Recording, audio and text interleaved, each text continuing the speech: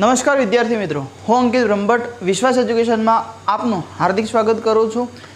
અહીંયા જીસીઆરટીની આપણે જે સિરીઝ ચાલુ કરી છે એ પ્રમાણે જીસીઆરટી સામાજિક વિજ્ઞાન ધોરણ 6 તો તમને એવું લાગતું હશે કે પહેલા જ વિડીયોમાં પહેલો પાઠ, બીજા વિડીયોમાં 11મો પાઠ અને ત્રીજા વિડીયોમાં આ જે પણ નંબરનો જે પાઠ હવે આવતો હોય એ, તો આવું કેમ? તો મિત્રો આ ડેમો લેક્ચર છે, આ ડેમો વિડીયો છે। તો હવે આપણે આગળની આ જે સિરીઝ ક્યાં શરૂ થવાની છે, તો આ જે સિરીઝ જે છે એ વિશ્વાસ લર્નિંગ એપ પ્લે સ્ટોરમાંથી ડાઉનલોડ થઈ શકશે। આ એનો લોગો છે, વિશ્વાસ લર્નિંગ એપ ડાઉનલોડ કરો અને આ સિરીઝ જોઈન કરો। હવે આ સિરીઝ લોન્ચ ક્યારે થવાની છે, તો આ સિરીઝ લોન્ચ થવાની છે, આપણે આગળ જોઈ લઈએ। આગળ લગભગ આમાં હશે, પાઠનું નામ છે વિવિધતામાં એકતા। પાઠનું નામ છે વિવિધતામાં એકતા, એટલે કે બંધારણનું પાઠ આવે છે। જે છઠ્ઠા ધોરણમાં 3 પાર્ટ પર આપણે પહેલા વિડીયોમાં કીધું હતું કે ઇતિહાસ, ભૂગોળ અને બંધારણ, તો હિસ્ટ્રી, જિયોગ્રાફી અને પોલિટી। તો આપણે પહેલાં ઇતિહાસ જોયો હતો, હવે બીજો વિડીયો ભૂગોળનો જોયો, એના પછી આ ત્રીજો વિડીયો છે, તો ત્રીજા વિડીયોમાં બંધારણનો એટલે કે પોલિટી જે કયું છે કે વિવિધતામાં એકતા શું કહેવા માગે છે આપણે જોઈશું। અહીંયા લખેલ છે કે સરકારી પુસ્તક ભણો અને સરકારી નોકરી મેળવો। ઓબ્વિયસલી તમને ખ્યાલ જ હશે, આગળના વિડીયોમાં કીધું હતું એ પ્રમાણે જ કે સરકારી જે પુસ્તક, સરકારી નોકરી જે હોય છે એમના જે પ્રશ્નો હોય છે એ સરકારી નોકરી લેવા માટે સરકારી પુસ્તક જ ભણવા પડશે। સરકારની ચોપડીમાંથી જ પ્રશ્નો પૂછે છે, કોઈ બીજા ક્લાસીસવાળાના ચોપડીથી પ્રશ્નો પૂછતા નથી, એટલે અમે અહીંયા જીસીઆરટી સ્ટાર્ટ કરી છે। હવે આગળ જોઈએ તો પાઠનું નામ છે, આપણે આગળ જ જોયું, વિવિધતામાં એકતા। આગળ વિશ્વાસ એજ્યુકેશન પ્રાઇવેટ લિમિટેડ ધોરણ 12 પછી જે તૈયારી કરવા માંગતા હોય એવું ધોરણ 12નું નથી, પણ આ કોર્સ 3 વર્ષનો છે। આ કોર્સ અહીંયા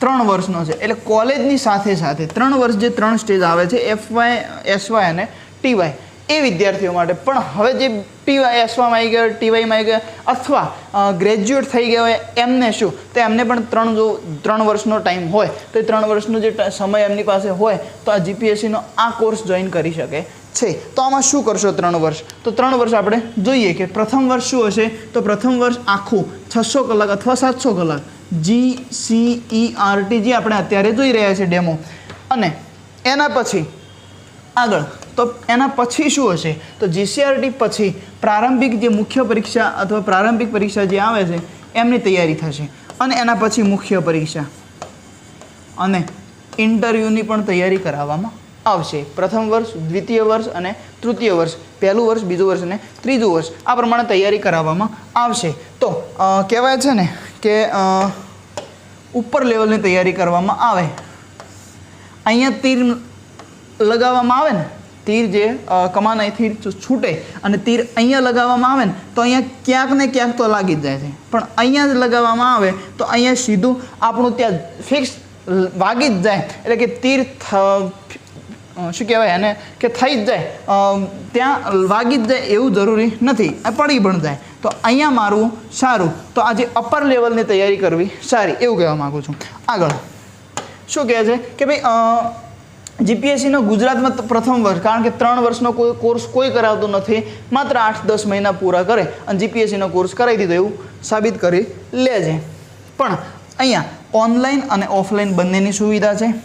27 જુલાઈ 2023 સવારે 8 થી 10 કલાક કોર્સ લોન્ચ થવાની તારીખ છે, કે 27 તારીખે સવારે 8 વાગે 8 થી 10નો ટાઈમ ઓફલાઈનનો ટાઈમ છે, અને ઓનલાઈનનો ટાઈમ શું હશે, તો ઓનલાઈનનો લગભગ વિડીયો અપલોડ થઈ જશે, અને ઓનલાઈનનો ટાઈમ 20 તારીખે ઓનલાઈનની ફીસ, ઓનલાઈન ફીસ શું હશે અને ઓફલાઈન ફીસ શું હશે, એ ફીસનું ડિક્લેરેશન 20/7ની આજુબાજુમાં કોઈ પણ તારીખ, એટલે કે લગભગ 20 તારીખ ફિક્સ છે કે 20 તારીખના ઓનલાઈન થશે। અને જેઓ વિદ્યાર્થી મિત્રોને ઓફલાઈન આવવો છે એ વિદ્યાર્થીઓ Ratna business square, old Nataraj cinema, Ashram road, Ahmedabad આવી શકે છે। અને જે મિત્રોને આવવા જવામાં તકલીફ પડે છે અથવા જેમને એડ્રેસ સર્ચ કરવામાં તકલીફ પડે છે અથવા ઓનલાઈનને જે કોઈને કોઈ પણ ક્વેરી છે તો આ નંબર પર સંપર્ક કરી શકે છે। નંબર છે 94 272 53 077।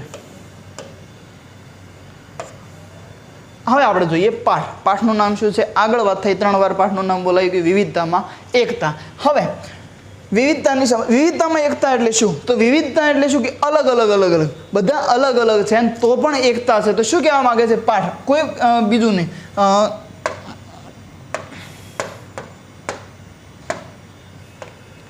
પાઠ શું કહે છે? પાઠની શરૂઆતમાં લખેલું છે કે વિવિધતાની સમજ.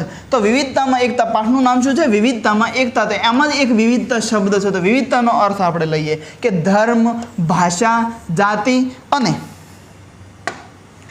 અને આર્થિક અસમાનતા સાથે વિવિધતા ધરાવતો આપણો દેશ વિશ્વમાં અનોખી ઓળખ ધરાવે છે. આપણા દેશમાં જ અલગ અલગ ધર્મ જાતિને જે અહીંયા કીધું છે એમ કે ધર્મ, ભાષા, અલગ અલગ ભાષાઓ બોલાય છે, અલગ અલગ જાતિઓ છે અને આર્થિક અસમાનતા, કોઈ અમીર છે, કોઈ ગરીબ છે, કોઈ મીડિયમ છે, કોઈ જેની આર્થિક અસમાનતાઓ પણ છે.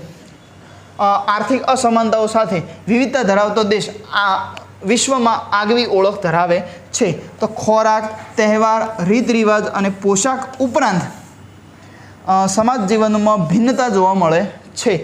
આ તો અલગ છે જ કે ધર્મ, ભાષા, જાતિ, આર્થિક અસમાનતા, જે બધી આ આર્થિક અસમાનતાઓ એ બધું તો વિવિધતા છે, પણ એનાથી ઉપરાંત ખોરાક, તહેવાર, રીતિ રિવાજો, પોશાક, કપડાં જે પહેરવામાં આવે મારા આવા હોય, જે વિવિધતા ભારતની દરેક ભારતની વાત છે તો જે દરિયા કિનારે રહેતા હોય એ અલગ, જે એમનો પોશાક પહેરવેશ અલગ હોય, જે મધ્ય ભારતમાં, ઉત્તર ભારતમાં, દક્ષિણ ભારતમાં, પશ્ચિમ ભારતમાં, પૂર્વ ભારતમાં આ રીતે અલગ અલગ પહેરવેશ હોય છે. તો પણ આવી ભિન્નતા ભારતમાં જોવા મળે છે. તો આપણા દેશમાં એકતા અને અસમાનતા માટે આપણે શું કરીએ એ અંગે આપણે આજે જોઈએ કે એકતા માટે શું કરવું જોઈએ. આટલું અલગ અલગ જે સમાજ રહે છે, કે જે જાતિ, ધર્મ, ભાષાઓ અલગ અલગ છે, તો પણ આપણે એકતા કઈ રીતે સાધવી જોઈએ આજે આપણે આ પાઠમાં જોવાનું છે. તો કંઈક વિચારવાનું કીધું છે. જોઈએ શું કહેવા માંગે છે કે તમારા વર્ગના બાળકોથી કઈ બાબતોમાં જુદા પડો છો. આ બધું ધોરણ 6 માટેનું છે. તો આપણે આગળ જોઈએ કે ભારતના લોકોમાં જેટલી વિવિધતા છે, આવી વિવિધતા દુનિયાના બીજા કોઈ દેશોમાં ભાગ્યે જ હશે. બીજા કોઈ દેશમાં લગભગ નથી. આપણા દેશમાં જ આટલી વિવિધતા છે, એટલે કે અલગ અલગ છે. આગળ, વિવિધતાઓના કારણે જ ભારત એક ઉપખંડ બની ગયો છે. આપણા દેશમાં કાશ્મીરથી કન્યાકુમારી સુધી, ગુજરાતથી અરુણાચલ પ્રદેશ સુધી, કઈ રીતે? તો જેમ કે આ જસ્ટ એસ્કેમેટિક મેપ. તો ગુજરાત અને આ બાજુ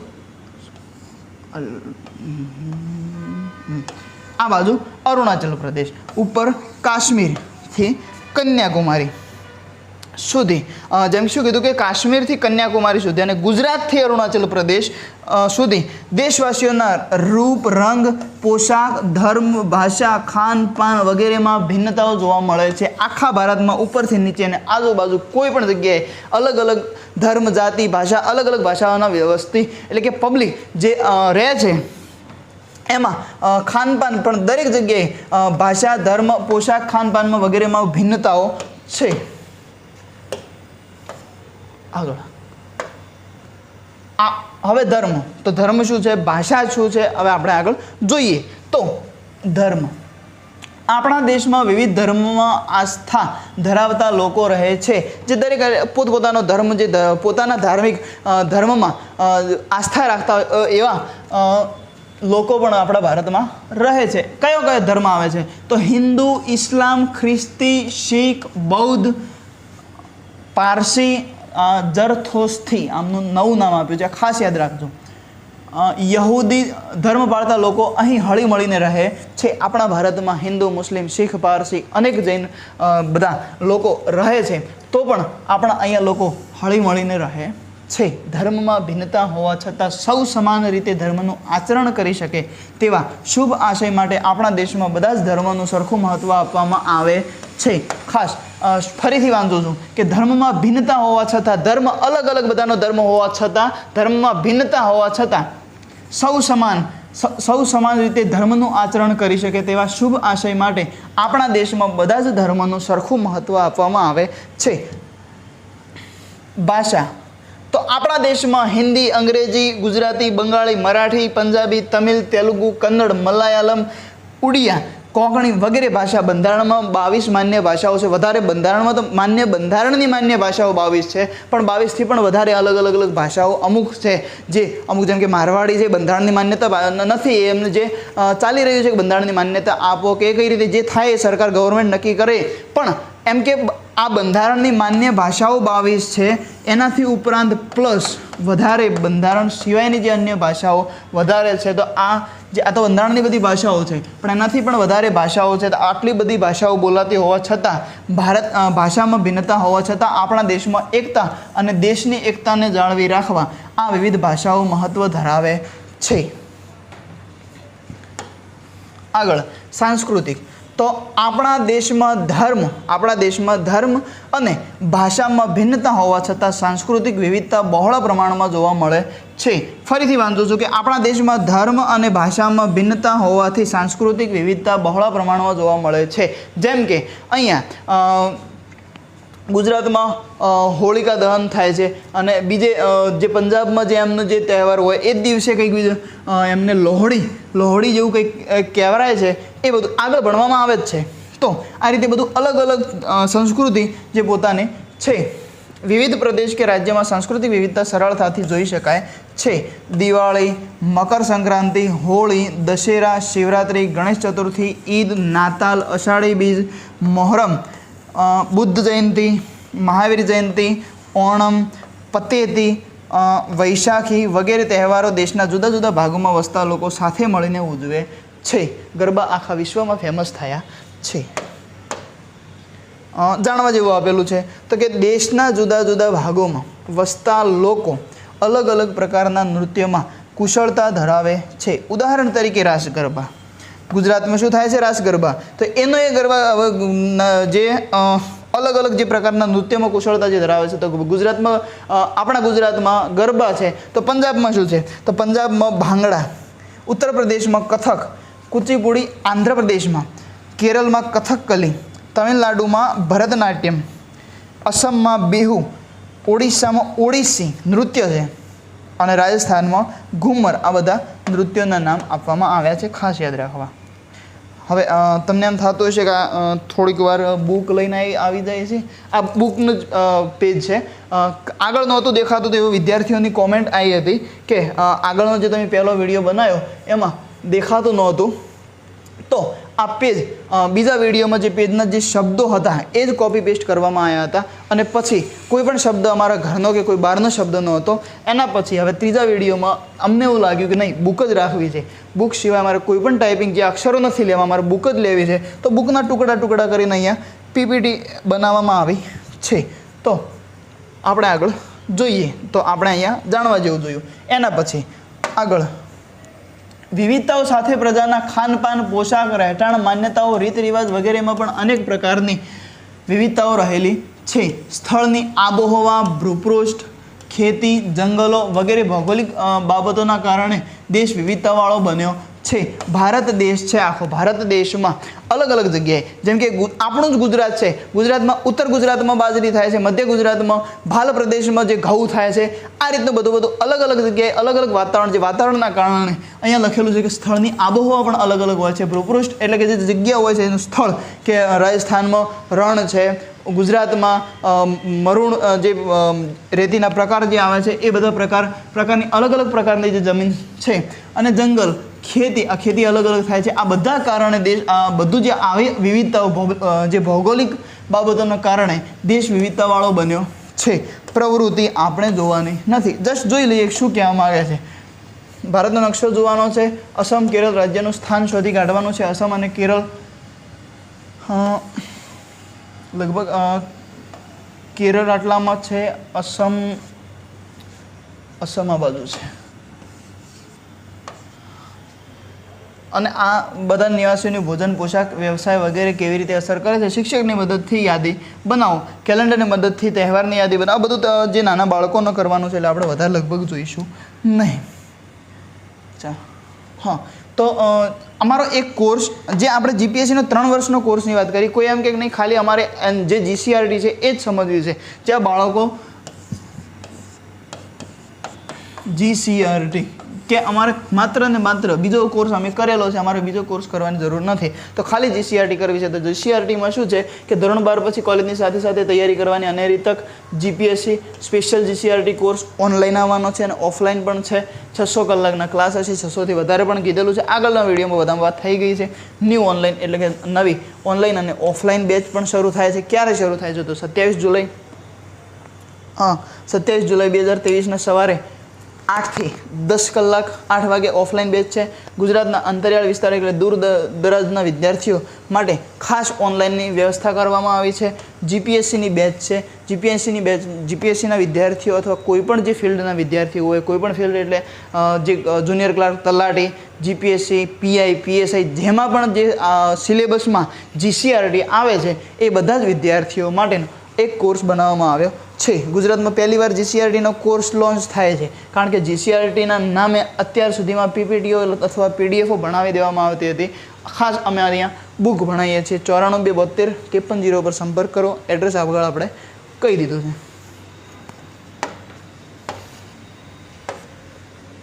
આગળ વિવિધતામાં એકતા. ભારતીય સંસ્કૃતિ વિશ્વની પ્રાચીનતમ સંસ્કૃતિઓમાંની એક છે. આપણને ખબર છે કે શું છે કે ભારતીય સંસ્કૃતિ વિશ્વની પ્રાચીનતમ એટલે કે સૌથી જૂની સંસ્કૃતિઓમાંની એક છે.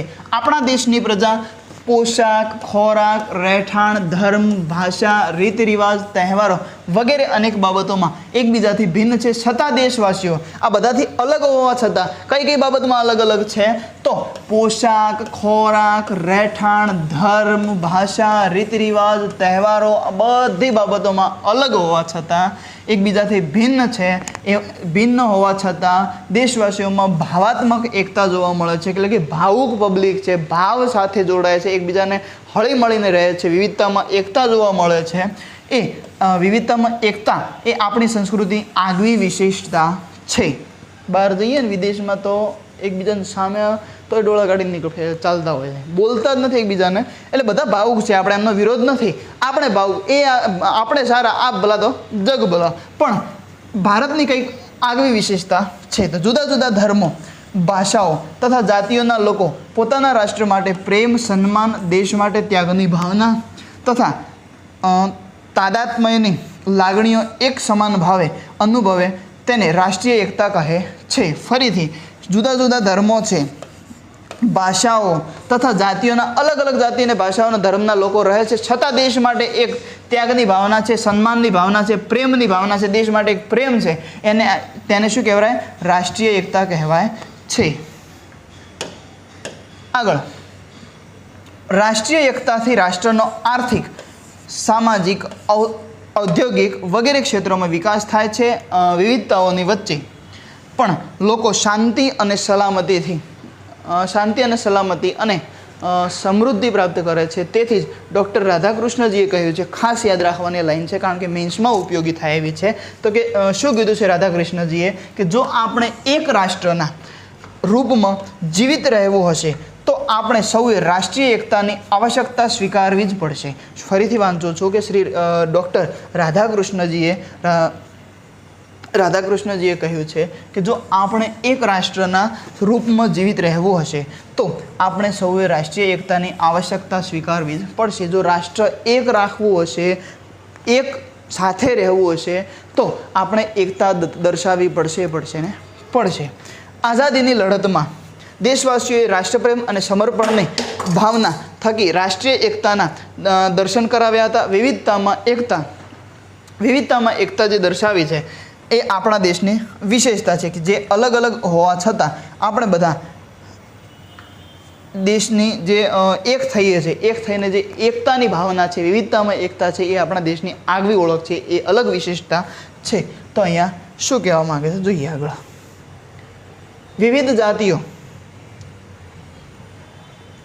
વિવિધ જાતિઓ, ધર્મ, રીતિ રિવાજો, સંસ્કૃતિઓ, ભાષાઓ વગેરેનો સમન્વય ભારતમાં થયો છે. અલગ અલગ સંસ્કૃતિ, જેમ આગળથી જ વાત થાય છે કે ધર્મ, રીતિ રિવાજ, સંસ્કૃતિઓ, ભાષાઓ અલગ અલગ જે ભાષાઓ અને વિવિધ જાતિઓ, ધર્મ, રીતિ રિવાજો અલગ અલગ જે સમન્વય ભારતમાં એક થયા છે એ ભારતનું વૈવિધ્ય ધરાવતો દેશ હોવાથી ભાતીગળ સંસ્કૃતિનું સર્જન કરી શક્યો છે. ભારત એ વસુદેવ કુટુંબકમ એટલે કે સમગ્ર વિશ્વ એક કુટુંબ છે. વસુદેવ કુટુંબકમ એટલે કે સમગ્ર વિશ્વ એક કુટુંબ છે એની ભાવના સાથે વિશ્વમાં જે એની ભાવના છે, કઈ ભાવના છે તો વસુદેવ કુટુંબકમની ભાવના વિશ્વમાં સાકાર કરી છે. ભારતે ધાર્મિક સહિષ્ણુતા અને સર્વધર્મ સંભાવનાનો પ્રસાર વિશ્વમાં કર્યો છે.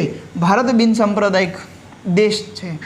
કયો દેશ છે? આ બિનસાંપ્રદાયિક શબ્દ બંધારણની જે પ્રસ્તાવના છે એમાં લખવામાં આવ્યો છે. એટલે બિનસાંપ્રદાયિકતા શબ્દ ખાસ ધ્યાન રાખજો. બિનસાંપ્રદાયિકતા એટલે શું? તો આ જે આપણે અલગ અલગ જાતિ છે, વિવિધતા છે, વિવિધતામાં એકતા જોઈએ છે એ આનો અર્થ થાય છે. આગળ આવશે વિવિધતામાં એકતા એ ભારતીય સંસ્કૃતિનું મહત્ત્વપૂર્ણ લક્ષણ છે. આપણા દેશમાં ધર્મો, સંપ્રદાયો, જ્ઞાતિઓ, ભાષાઓ અને ઉત્સવોનું સંમિશ્રણ જોવા મળે છે. અલગ અલગ જાતિ અને અલગ અલગ ધર્મો છે તો અલગ અલગ તહેવારો અને અલગ અલગ વાર જે હોય છે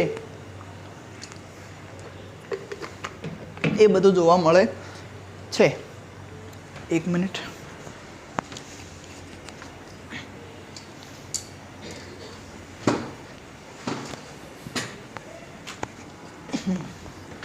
અલગ અલગ જે મહત્વપૂર્ણ લક્ષણ જે છે એ ધર્મ અને સંપ્રદાય, જે જ્ઞાતિઓ દેશમાં, આપણા દેશમાં ધર્મો, સંપ્રદાયો, જ્ઞાતિઓ, ભાષાઓ અને ઉત્સવોનું સંમિશ્રણ જોવા મળે છે. ભારતના લોકો સહઅસ્તિત્વની ભાવનાથી પોતાનું જીવન જીવે છે. ભારતીય પ્રજાએ આપણી વિવિધતાનું સંવર્ધન અને જતન કર્યું છે એ અદ્વિતીય છે. અલગ અલગ હોવા છતાં, અલગ અલગ ધર્મ, અલગ અલગ જાતિ, અલગ અલગ જે ભાષાઓ, આ બધું હોવા છતાં કોઈ થાય, નાના મોટા ઝઘડાઓ થાય છે પણ એવું નથી. પણ સાથે જ્યારે રાષ્ટ્રની ભાવના આવે છે, જ્યારે દેશની વાત આવે છે ત્યારે બધા એક થઈને જે લડે છે એ ભારત માટે આગવું છે, અલગ છે. ભારતીય પ્રજાએ આપણી વિવિધતાનું સંવર્ધન અને જતન કર્યું છે કે જે સાચવી રાખ્યું છે. અલગ અલગ વિવિધતાનું જે જતન અને સંવર્ધનના શબ્દો બી ખાસ યાદ રાખવા જેવા છે. એ અદ્વિતીય છે, અલગ તરી આવે છે. હવે આગળ જોઈએ. અચ્છા, તો થેન્ક યુ વિદ્યાર્થી મિત્રો. આગળ આ વિડીયોને વધારે વધારે લાઈક કરો, શેર કરો જે વિદ્યાર્થીઓને જરૂર છે આ કોર્સને. અને ફરીથી કહું કે આ કોર્સ 27 જુલાઈ 2023થી શરૂ થાય છે. જે વિદ્યાર્થી મિત્રોને જરૂર છે એ વિદ્યાર્થીઓ સુધી આ કોર્સ મોકલવો. Thank you so much.